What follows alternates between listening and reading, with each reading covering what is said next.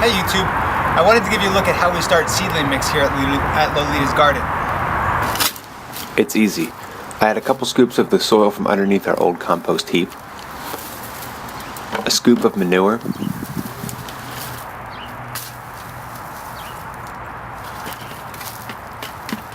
I strained it out through some hardware cloth to get out some sticks and rocks.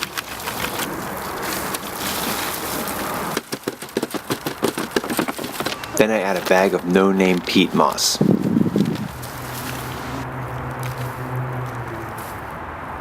To this I add a couple scoops of perlite,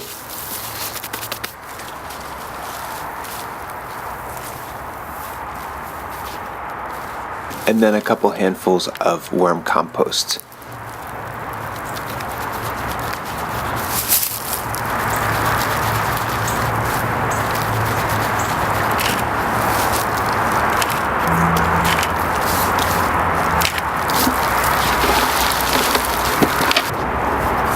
I also want to take a second and talk about this contraption that I made here.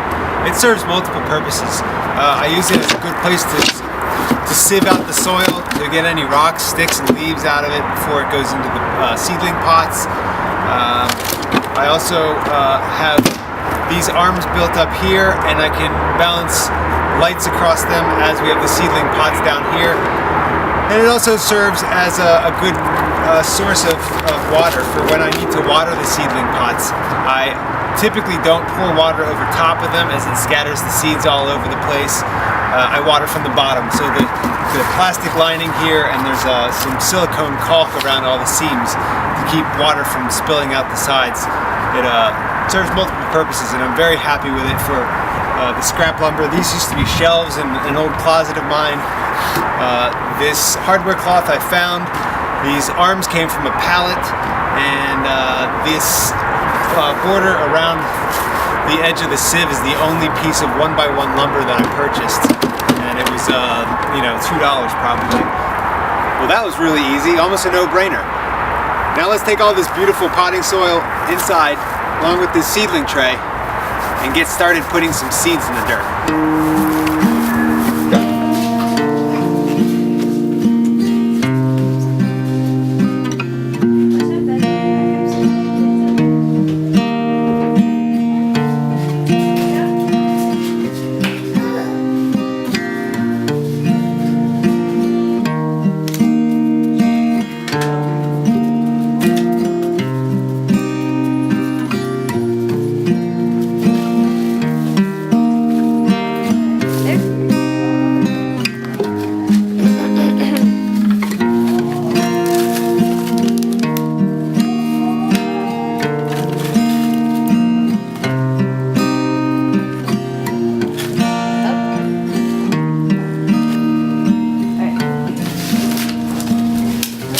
So, let's figure out which ones we're gonna plant where, right?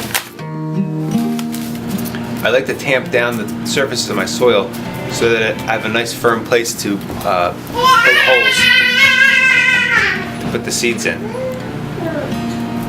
Now with this sage, I'm going to plant just about 12 plants. So I'm going to do 2 in each one of these cells in opposite corners. That way when I go to repot, I'll have an easy time separating the roots out.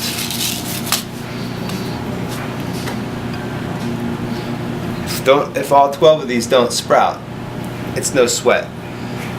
If I have only 6 sprout, that's fine. The season's pretty long here in Maryland, so I have an opportunity to start more later if these don't all come up. Easy peasy. There's 6 seeds in the hole. Somebody forgot to put me back in the worm pit.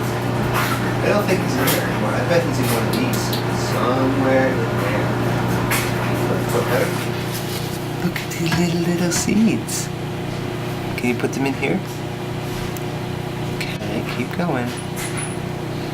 Looking good. And this one too. A little bit more. Oh, they're so tiny, they're hard to pick up, right? Even when you have tiny little ant fingers like you. Alright, I'll put the rest in. Marjoram, you are some tiny seeds. So that's all the seeds into the soil. Now the only thing left to do is I like to add some fish and seaweed fertilizer to the water. I don't measure, but I put considerably less than what it calls for on the jar.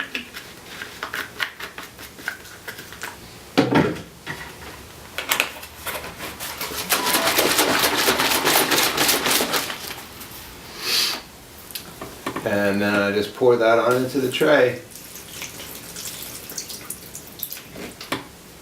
Right, Lolo?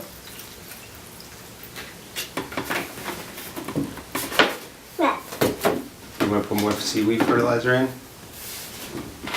No. No? Okay. So there's enough in there? Come on over here, water.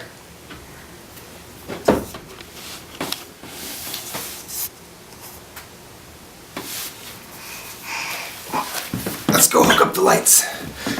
So what I've done in terms of providing light for these guys while they're seedlings is I made this HI type of bar and put some CFL sockets all in it.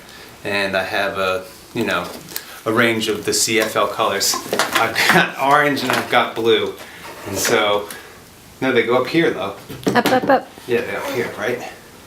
And so these guys will hang above here. I'll rig up some string. I've got eye hooks on the top of these bars. And then we'll plug them in and get them going.